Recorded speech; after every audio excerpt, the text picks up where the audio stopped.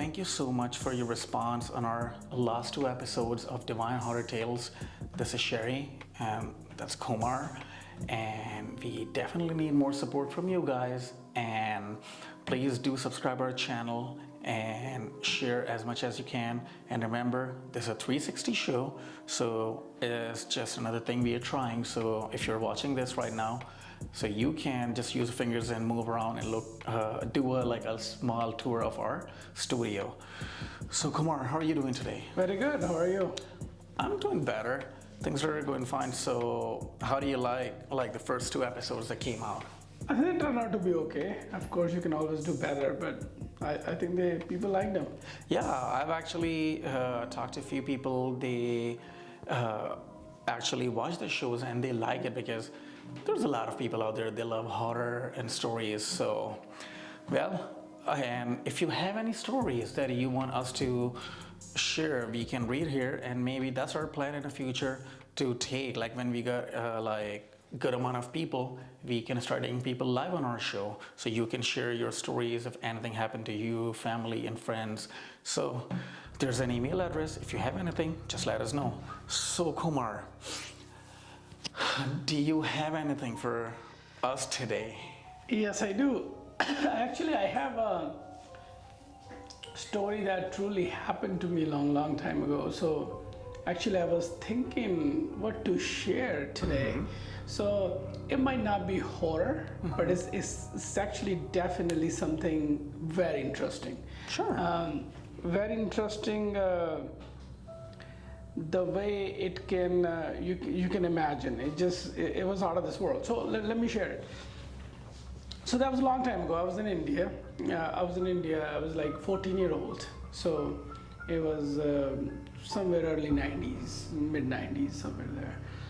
So I was in India. I was actually always had kidney pain, so kidney stones. So that's horrible pain, if you can imagine. You know, just they say after childbirth, and this is the worst pain you can actually experience. So I went to the doctor. So I didn't know what's happening to me. It was really bad. So I went to the doctor, and doctor happens to be one of my relative, uncle, like distant uncle.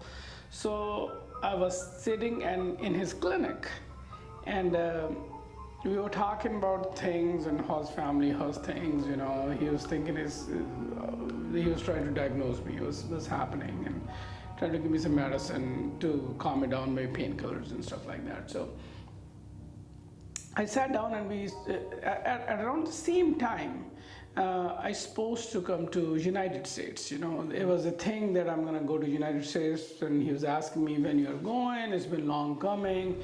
Why is taking so long? And I was telling him it's just a process of the visa and all the documents and all that. So, but I was the only person new in that room or in that clinic that we haven't, me, my mom, and my sister was going to come together, that my passport has expired and we didn't pay attention to it. And you cannot come on the expired passport. The passport has to be valid for 6 months. So of course, you know, I don't want to mention it to him, and it's supposed to be kept secret, you know, back home. You don't want to tell this, you know, then the story will come, why you guys didn't pay attention, this and that. And another relative knows, second, third, fourth, fifth, the whole town knows slowly. So we didn't. I didn't tell him. I was like, yeah, we're working on the process. So at the same time, a fakir walk in, if you understand what fakir is, the guy who has nothing, he just walks in, his clothes are dirty, but he has nothing basically. Like a Sufi kind of. Maybe Sufi, maybe guy who's maybe a little more spiritual in a way. So he walked in, and my doctor uncle knew him, of course, because I'm pretty sure he stops by all the time. So he ordered a cup of tea for him. That's what he does. He comes in, my uncle offered me tea from the tea stall right across the way. The India has tea stalls, and he got a tea and he drinks and leaves. So we are talking again. So he sat on the corner, far from us, and we kept the conversation going again about visa and all that. And so in the conversation, after like around 5-6 minutes, and he randomly said, "Oh, before you go to America, your passport is expired. Get your passport ready first." Then that just like my mind was on fire. Like, what just happened? And the doctor or my uncle looked at me. I looked at him, and his wife was actually there too. She was like her assistant or something. So he said, "Is it really that your passport is expired?" He was like, "Yes, it's expired, but it's legit." Me in that clinic knew about this, and I haven't met that person before in my life. And my uncle did. Then he started talking, mumbling some stuff, and which I didn't understand. And then I talked to my uncle, like, what just happened? How did he know about this? Nobody knew. It was in our family, my mom, my dad, and sister. Nobody else knew, and right now I haven't mentioned to anybody. So he said, like, "Oh, this guy is actually known to have predictions or the future predictions and stuff like that." I was just amazed by this. I just couldn't get over it. So he also actually, surprisingly, he also said to me, which I forgot now, but he said, "Oh, if you want this pain to never happen again, put your hand where the kidney stone happens. It happens around here. That's where it happened for me." And he just gave me some mantra or give me some saying. I don't remember what it Like was. a chant. Chant or something. Yeah. So he said, "Okay, well, say this and put the hands there, and it will never happen again." Oh. And I surprisingly did it. At that, right there, right in the And clinic, I did. how old were you by the time? I was 14 maybe. Oh, so you were super young, yeah. Super young, 14, 15. So I did that, and the pain calmed down. I didn't have to go for any procedure or anything. And it was a small town. I'm pretty sure my uncle didn't even know what's happening, what kind of pain it is. It's a local doctor, the way they're in India. It was not a hospital or anything. So after that, he said that I did it, and I felt my pain has calmed down. Maybe my mind was playing games, I don't know what was going on. So pain calmed down, because kidney pain is the pain you just cannot handle. It is, they say after birth or childbirth, it's actually the worst pain you can experience. I heard After about that, it. of course, yeah. So when I calmed down a little bit, and so I asked my uncle, why don't we get hold of him? I want to talk to him more. He just stepped out. I told him to do it. We both ran to the door and looked at it. He was gone. He was just disappeared from the face of the earth. And after that, I even told my uncle or doctor that, hey, if he ever comes back, I want to talk to him. And I don't know, it was long time ago. I don't even remember if we never met or we never met my uncle again. We got busy in our own things. But for a while, it was just out of this world. I just could not imagine what happened and how this guy knew about that one detail. It was not long stories. He was not saying predictions to you. Just out of nowhere, he said that to me, and it's just like I will never forget that. So that is just like a just amazing story. I thought I should share. Oh no, that's actually great, because for today I was thinking about what kind of like story that I have to present today. I'm definitely gonna do it later, but actually you just remind me of something is kind of a similar. Like when I was pretty young, about like I'm talking about like 10, 12 years ago. So when I was back home, I'm from Karachi in Pakistan.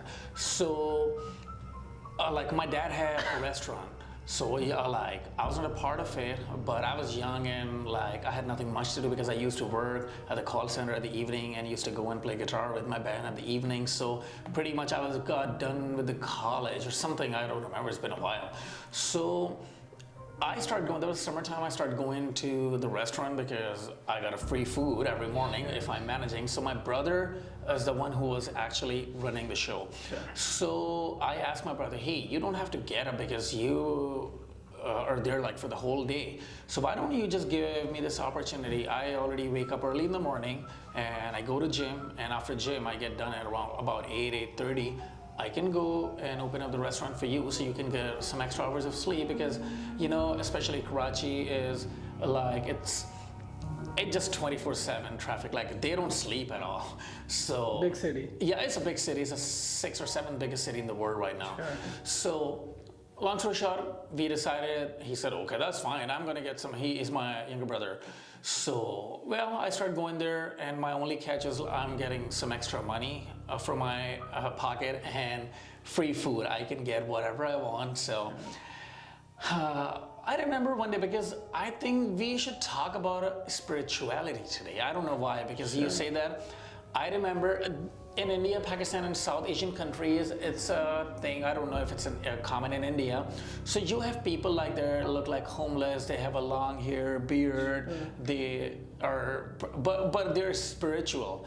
And in Pakistan, it's pretty common. You can give them a couple bucks, and they can open up their bag, cloth bag, and they took a snakes out, and they have a melody. It's an instrument. Snake charmers. Yeah, so they can play and the snakes can dance, and being as a kid like you like it.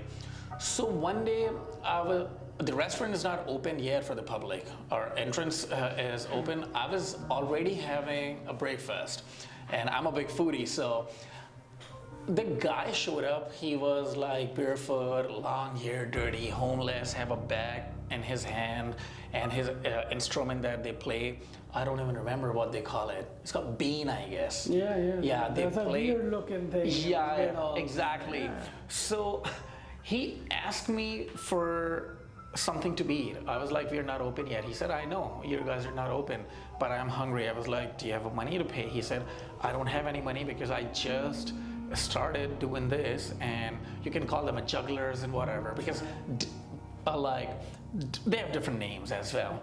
So I asked him, what do you want? Because I was already eating, and I can't deny, because if somebody's saying that he's hungry, it doesn't matter. I know it's a business, because my dad will probably not appreciate that if I'm feeding people for free at the restaurant. But again, I was not the one who was running. Dad and brother, I was like, I'm not gonna lose a couple of bucks if I can feed him. So I was eating. I wasn't feeling great to say no to him, and I asked one of my server, can you just go and give him whatever is available, because they're making food right now. It's prepping. He said, okay, I can give it what exactly I gave it to you, because that's ready. He sat down, he ate and everything, and that was about, you can say, 10 a.m. in the morning.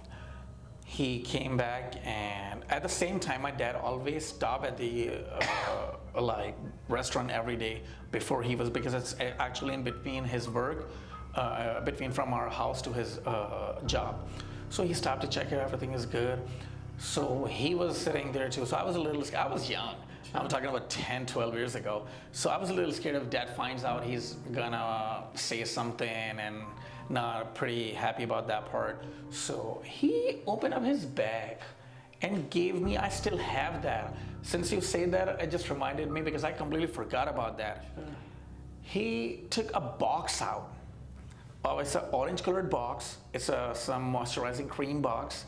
He gave it to me. I was like, okay. And dad was right next to me, and he was looking at us, what's going on? He didn't say a word. I was like, what's going on? I was like, I don't know. What is that? Is it money? He said, this is the price I can pay for you. Your food? Yeah, exactly.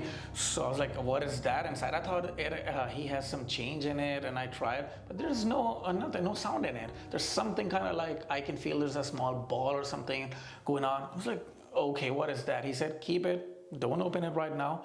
I'm giving you something pretty big, so you might. And then he turned back to my dad, and he said that he might, probably things not gonna work out at the first place for him in his life, but he'll do a lot better than you. So my dad was not pretty happy after listening to that, when he said he's probably gonna do a lot better than you in his life. So I was like, what do you mean? He said, might be things getting late in your life, but you're gonna achieve a lot in your life. I was like, okay.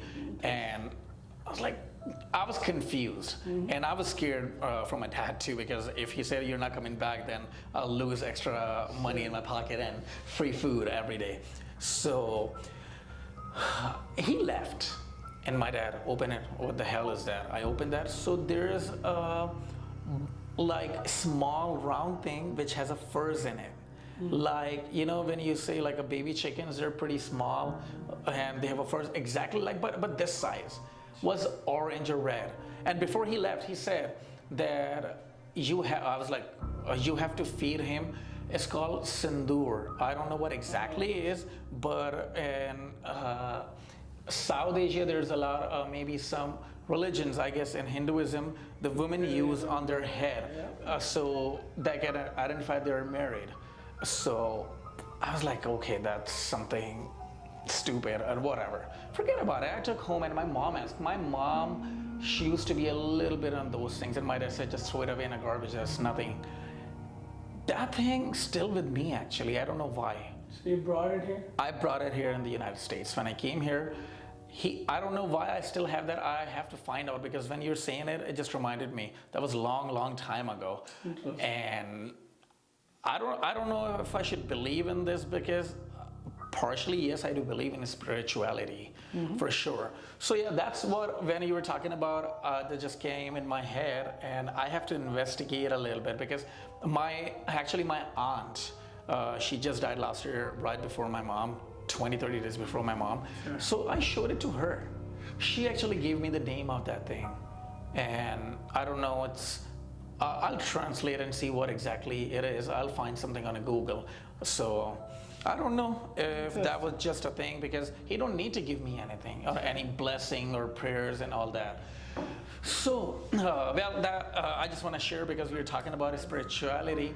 So my story that I think I can skip the one that I was supposed to do it, since we're talking about the spirituality.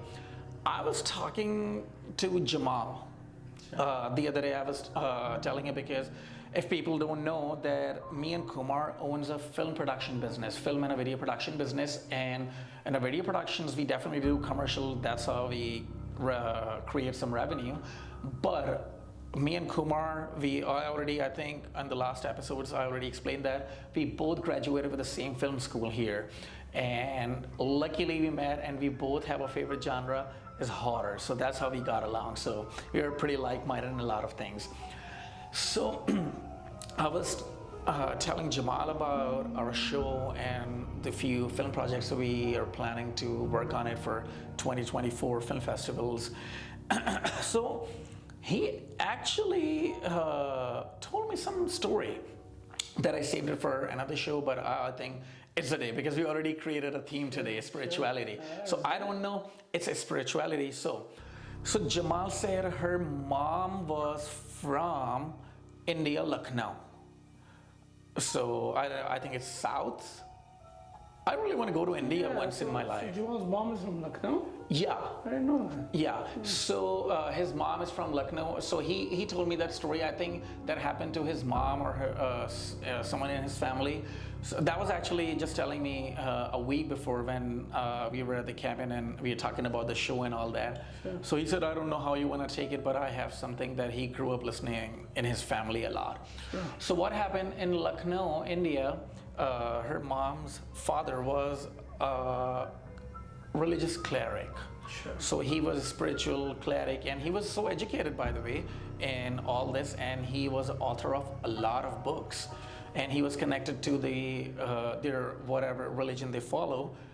He's connected to the people a lot, like around the world, back in whatever 60s or 50s, I don't know.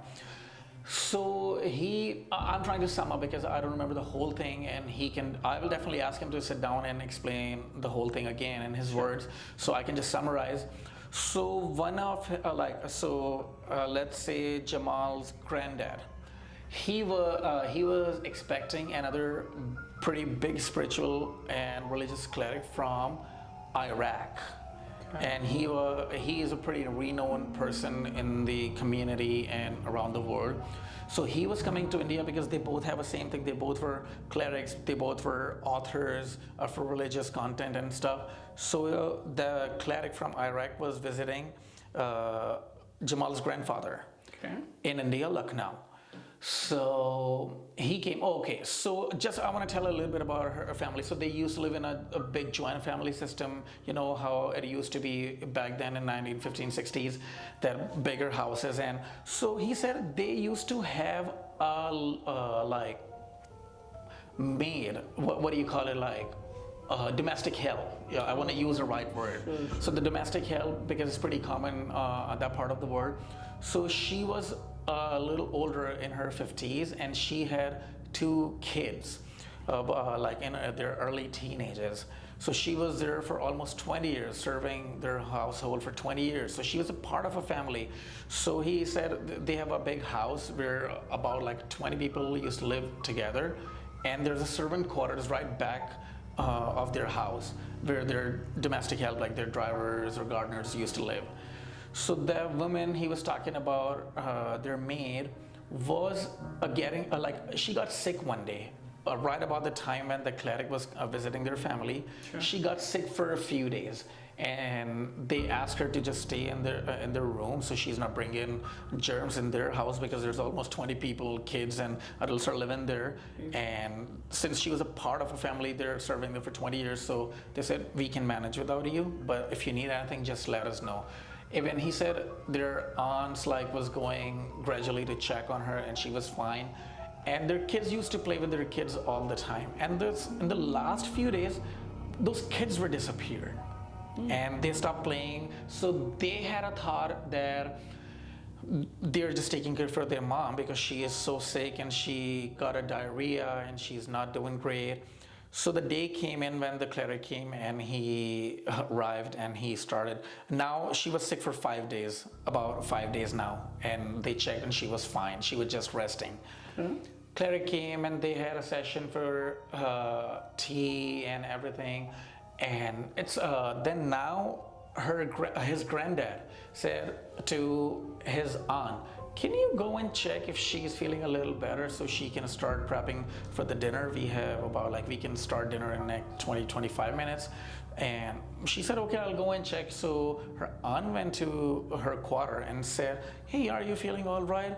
She looks so fresh. She was all dressed up. Typically, he said she never do anything like that because she is in home. She was all dressed up. She got some makeup on and nicer clothes, and she smells so great.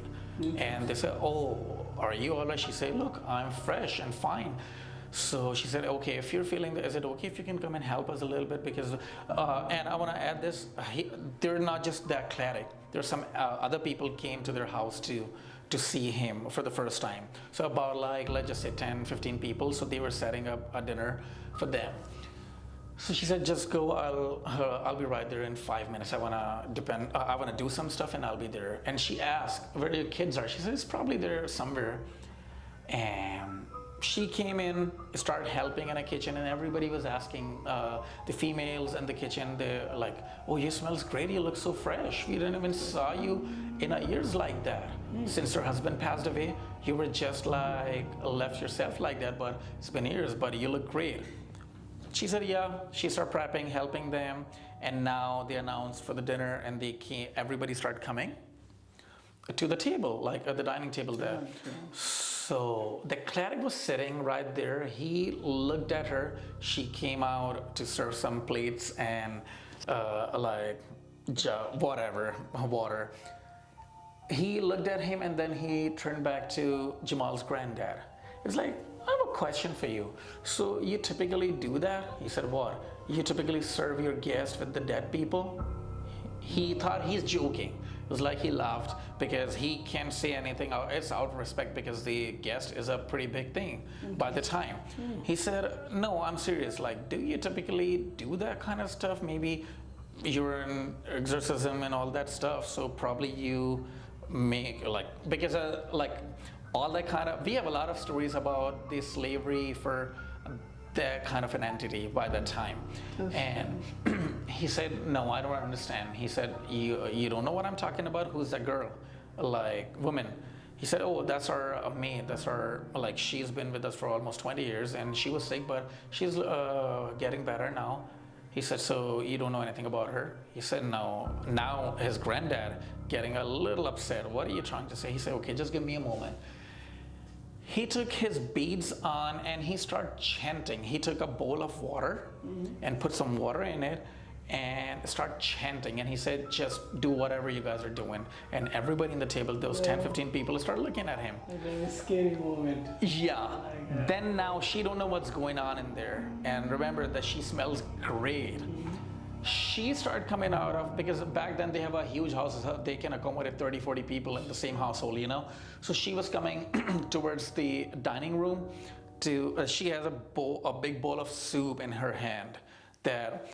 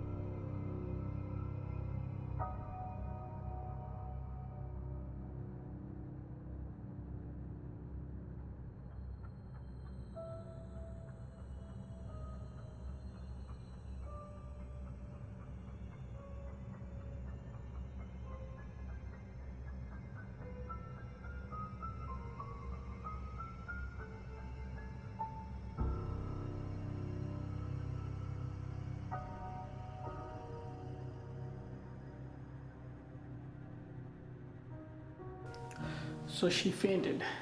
So yeah, she fainted, she crashed on the floor and she turned yellow, green, blue. They saw she's changing colors and everybody was so shocked what exactly happened. And right away she started like smells pretty bad right away. They called the doctor came and asked what exactly happened. They explained that she was coming here, she was sick for a few days. Doctor checked, he said, I don't know what you guys are talking about because she's dead for almost 3 days by now. She's dead from the last 3 days. They asked, I was like, okay. So yeah, she fainted right away and she fell on the floor and she turned yellow, green, and a blue color. And everybody was shocked what exactly happened. And they called the doctor. Doctor came in and he asked what exactly happened. So still at this point, the cleric was not saying a word. He said, let you guys decide first, what do you have to do? So the other females came in, they just don't want to touch the body because she looks pretty bad at this point. So doctor came in and asked what exactly happened. They explained that she was coming out. He checked and he said, I don't know what you guys are talking about here. She's dead from the last 3 days. They said, no, she was fine. She was fresh. She was pretty good just 30 minutes ago. And he said, no, her body is dead from the last 3 days at this point. And then as soon as they find out, her aunts got unconscious. They fainted and they got unconscious for a couple hours. Then the cleric explained it to them that she was actually possessed from a long time. And whoever killed, then they did all their rituals and whatever, just to make sure that whatever the spirit or the evil was in her is not going in anyone else's body in their household. So they found out that she was possessed for a long time and it's time. So she already died 3 days ago and whatever was in her body was using her body actually. That is and they took the kids and they never found out what happened to the kids. They tried for months to find out about the kids, what happened to the kids, and surprisingly the kids were there. They saw those kids for whatever years they were, like I guess 13, 14 years, both boys. they did not even found a single trace of those boys in her quarter. No shoes, no clothes, no books, no toys, nothing. Interesting. Yeah. That's something. Yeah, I will definitely ask Jamal if he can come one day and explain what exactly happened. And but they made sure that like everything is good in there and nothing happened. I don't know. I should definitely talk to him whenever I see him next time. So well, thank you so much, Kumar, for coming in today and share the story that happened to you. Absolutely. And as I mentioned before, that I had another story, but I just changed because that just popped up in my head right away. I was like, I can share this. So again, if you guys have any stories that you want to share that happened to you, your family, friends, anyone you know, anything you know, just email it to us. You can see our email address. It's not gonna be visible like the regular podcasts because you have to move around and see. We have to work on a lighting and a sound. We just started. We want to see how's the response from the people. As soon as we got a better response, we can definitely start getting more things. And we are talking about, we planned to actually get people all over the world, like in our show. You can just come online with us and share if anything happens to you. So thank you so much, Kumar, again for coming here tonight. And guys, you know the drill. Do like, share, and subscribe. Have a great night. Thank you.